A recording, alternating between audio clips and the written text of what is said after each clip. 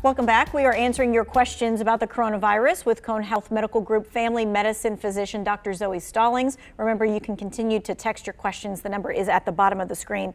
This person is asking, they have allergies, and they say, is there anything that the mask and the dampness in the mask, because I have allergies, could that create mold in the sinuses? So that's concerning because your mask shouldn't be getting damp that quickly, and if it's damp, you should be changing your mask. But using a mask that's more breathable actually will help that. If you're noticing that your mask is getting quite moist from, your secretions, that tells me that the fabric is not whisking away the moisture; it's collecting and condensing in the mask. So you want to change the fabric of the mask and also get a better fitting mask. It might just be too tight. Okay, and that is for people who have allergies that may have some issues with that. All right, this person is asking, can I have the flu and COVID-19 at the same time? That is possible. They're two separate strains of viruses. We have two separate tests to detect those viruses. And so it is possible for some unfortunate person out there that they could contract both. And so to prevent that, we have a vaccine for flu. We don't have one for COVID. So go ahead and see a doctor or go to your pharmacy and get that flu vaccine. This person is following up on what you said about taking vitamin D. How much vitamin D should someone be taking? So you can find vitamin D over the counter. A vitamin D3 supplement is about 1,000 international units. So if you see 1,000 units, that would be appropriate.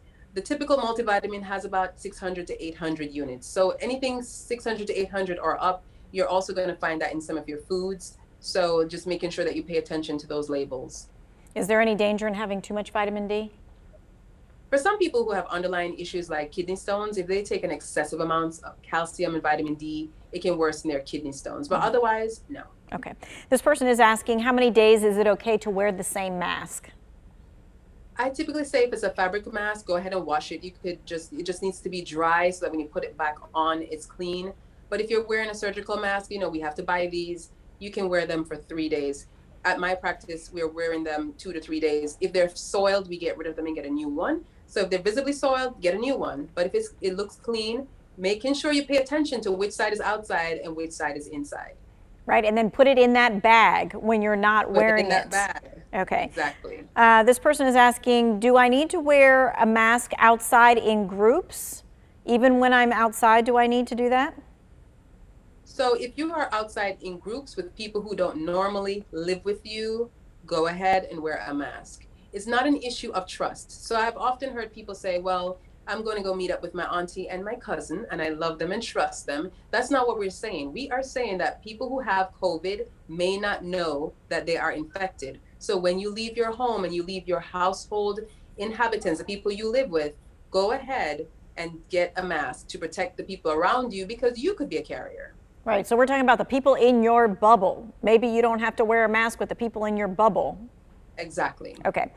This person is asking, how can you have a safe Thanksgiving holiday during COVID?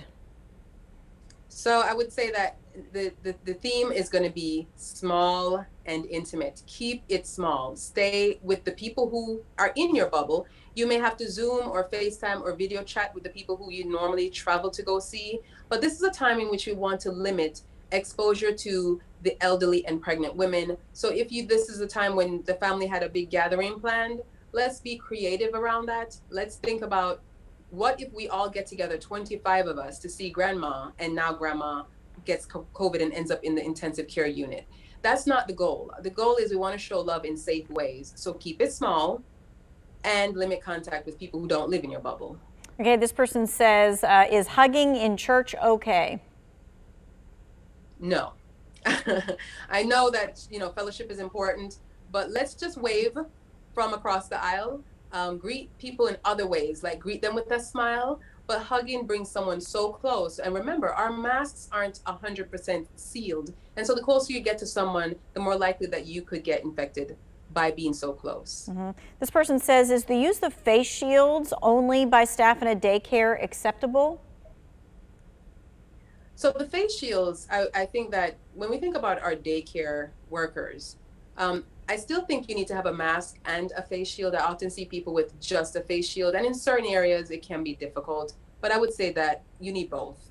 Okay, you need both. Thank you so much for your time. We so appreciate it, giving us the 101s and a little bit more. Thank you for your text questions. WFMY News 2 at 6 is coming up next.